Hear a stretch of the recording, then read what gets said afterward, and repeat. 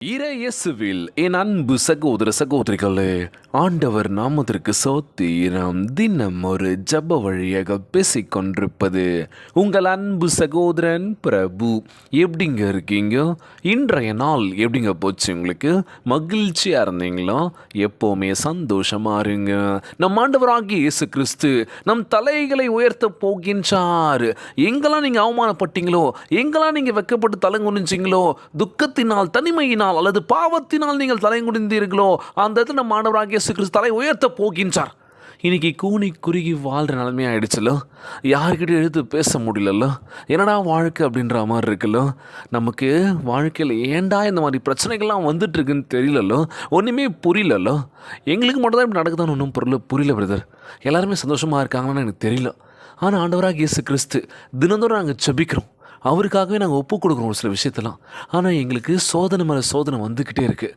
இன்றைக்கு ஆண்டவர் உங்கள் சத்துருக்களுக்கு முன்பு உங்கள் தலைகளை எண்ணெயினால் அபிஷேகம் பண்ணி உங்களுக்கு பந்தியை ஆயத்தம் செய்கின்றார். அதுதான் தேவனுடைய பரிசுத்த ஆவியின் வல்லமை. ஆண்டுடைய ஆவி உங்களோடு கூட இருக்க போகின்றது. கலங்காதீங்க, வருத்தப்படாதீங்க. வாழ்க்கையில் எதுவுமே நடக்கலைன்னு சொல்லி நிச்சயமாய் ஒரு நாள் இல்லை ஒரு நாள் உங்கள் வாழ்க்கையெல்லாம் மென்மையாக போகின்றது, உயர்த்த போகின்றார். நீங்கள் சாட்சியுள்ள பிள்ளைகளாக இருக்க போகிறீங்க.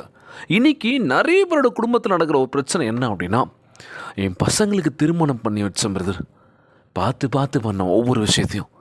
திருமணமும் நல்லபடியாக முடிஞ்சுது, அவங்க வாழ்க்கை நல்லா இருக்கும்னு நினச்சோம், தனி கொடுத்துன்னு வச்சோம், எல்லாமே பண்ணோம், பார்த்து செஞ்சோம் எல்லாமே.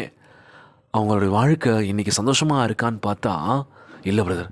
திருமணம் ஆகி ஒரு மாதத்தில் அவ்வளோதான் சண்டை பிரச்சனை, தனியாக போயிட்டான். இவன் புலம்பிகிட்டு இருக்கான், குடிச்சிட்டு வரான் அப்படின்னு சொல்லி. ஏன் ஆண்டவரே அப்படின்னு சொல்லி செபிக்காத நாட்கள் இல்லை பிரதர். என்னடா இது, திருமணம் பண்ணி வச்சோம், பசங்க சந்தோஷமாக இருப்பாங்க அப்படின்னு சொல்லி. ஆனால் இன்னைக்கு பிரச்சனை மேலே பிரச்சனை, நிம்மதி இல்லாத ஒரு வாழ்க்கை வாழ்ந்துட்டுருக்கோம் பிரதர் அப்படின்னு சொல்லி பெற்றோருடைய எண்ணமாக இருக்குல்ல. நம்ம ஆண்டவராகிய இயேசு கிறிஸ்து நமக்குன்னு ஒரு வாழ்க்கை துணையை கொடுத்துட்டா, அந்த வாழ்க்கை துணைக்கு நம்ம என்ன செஞ்சோம்? இன்றைக்கி திருமணம் அப்படின்னு சொல்லும் போது இருமணம் இணைகின்ற பொழுது அந்த திருமணத்தில் அவ்வளோ சந்தோஷம் இருக்கும்ல. காதல் திருமணமாக இருக்கட்டும், இல்லை பார்த்து பண்ண திருமணமாக இருக்கட்டுமே, திருமணம் என்பது உனக்கு அவளுக்கு நீ, கடைசி வரைக்கும் நீங்கள் தானே இருக்க போகிறீங்க. அம்மா அப்பா கூட வர போகிறாங்களா கடைசி வரைக்கும்? இல்லைல்ல. ஒரு புரிதல் இல்லாத ஒரு வாழ்க்கை நம்ம ஆரம்பித்தோம் அப்படின்னா கடைசி வரைக்கும் புரியாமலே பிரச்சனை சண்டை தான் வந்துட்டுருக்கோம்ல. இன்றைக்கி எத்தனையோ பேர் பார்த்திங்கன்னா விவாகரத்து, நிறைய விவாகரத்து. திருமணமாகி 3 மாதத்துனால வாழ முடியாது, இவர்கிட்ட இந்த பொண்ணுக்கிட்டலாம் வாழ முடியாதுன்னு சொல்லி இன்றைக்கி நிறைய விவாகரத்து வந்துட்டுருக்கலாம். குடும்பங்களுக்குள்ளே சமாதானம் இல்லைல்ல. ஏன் ஆண்டவர் இந்த நிலமா?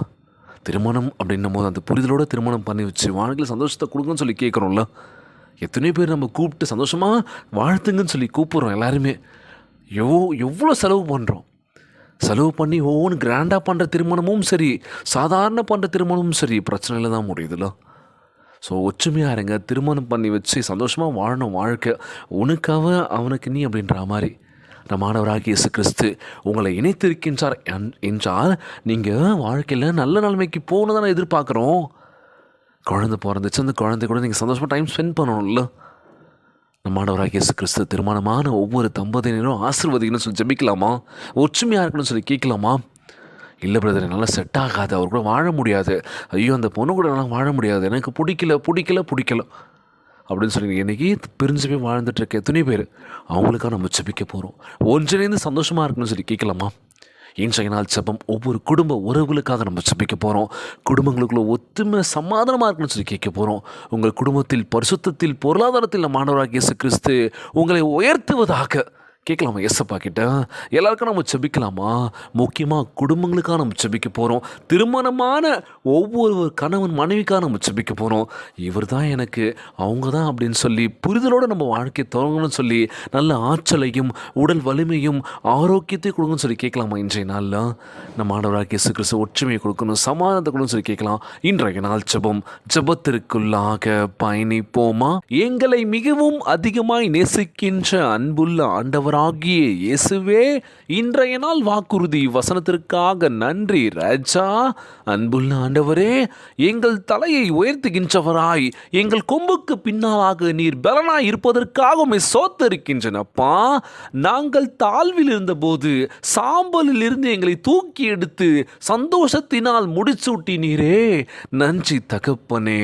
இன்றைக்கு காண்டாமிருகத்தின் கொம்பை போல எங்கள் கொம்புகளை உயர்த்துவதாக நீர் கொடுத்திருக்கும் வாக்கு தத்தத்தை பெற்றுக்கொள்கிறோம் அப்பா.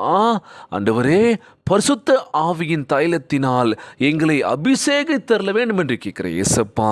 எங்கள் வாழ்க்கையில் இருந்து எல்லா வெட்கமும் துக்கமும் போராட்டமும் இயேசுவின் வல்லமையுள்ள நாமத்தில் அகன்று போகுவதாக ராஜா. எங்களுக்கு ஒரு பந்தியை ஆயத்த பண்ணி ஜெயத்தினால் எங்கள் தலையை உயர்த்த பண்ணுவீராக. எல்லா சத்துருவுக்கு மேலாகவும் நாங்கள் உயர்ந்து உமது சத்தியத்தில் விடுதலையில் வல்லமையில் நடக்க வேண்டும் என்று ஜெபிக்கிற இயேசப்பா. அந்த ஜெபத்தை கேட்டுக்கொண்டிருக்கின்ற என் அன்பு சகோதர சகோதரிகள், என் அன்பான உறவுகள் எல்லோரையும் பார்த்துக்கோங்கப்பா. யாருக்கும் இந்த கஷ்டங்கள் துன்பங்களை கொடுத்துடாதீங்க ராஜா. நோய் நொடியினால் அவதிப்பட்டு கொண்டிருக்கின்ற ஒவ்வொரு சகோதர சகோதரிகளை உமது கரங்களால் தொட்டு நோயில் அகற்றி போடுவீராக. உம்மால் கூடாத காரியம் ஒன்றுமே இல்லாண்டவர். ஒவ்வொரு குழந்தை செல்வங்களை ஆசீர்வதிங்க. உடல் தெம்பும் வலிமை தர வேண்டும் என்று கேட்கிறேன்ப்பா.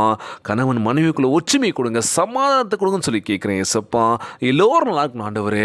இன்றைய நாள் ஜெபம் இயேசுவின் விலையேற பெற்ற நாமத்தினாலே ஜெபிக்கின்றேன் நல்ல பிதாவே, ஆமேன் ஆமேன். இயேசுவுக்கே புகழ், இயேசுவுக்கே நன்றி.